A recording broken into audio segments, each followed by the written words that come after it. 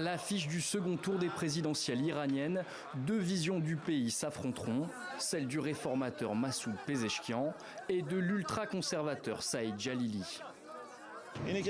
Mon attente, comme celle des autres habitants de cette nation, est un bien-être relatif, de sorte qu'au moins, quand on fait des efforts, on ne recule pas. Organisé à la hâte après la mort du président Ebrahim Raïssi en mai dans un accident d'hélicoptère, le scrutin peine à susciter l'enthousiasme. 40% des 61 millions d'électeurs appelés aux urnes ont voté, un taux de participation historiquement bas. Cette apathie électorale coïnciderait avec les tensions géopolitiques au Moyen-Orient et une lassitude générale des Iraniens face aux difficultés économiques. En tant que jeune Iranien, je pense que l'économie est la question la plus importante pour le prochain président.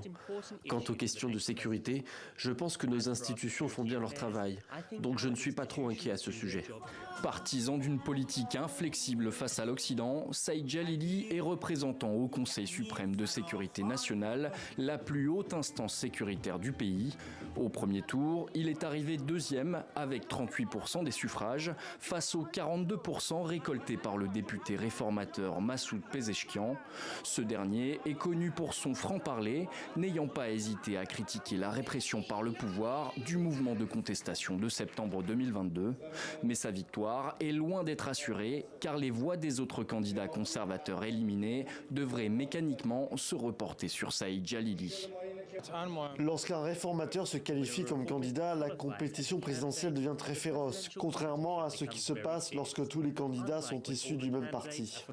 Quel que soit le résultat du deuxième tour le 5 juillet, le scrutin devrait avoir des répercussions limitées. En Iran, le président est chargé d'appliquer les grandes lignes politiques fixées par le guide suprême, l'ayatollah Khamenei.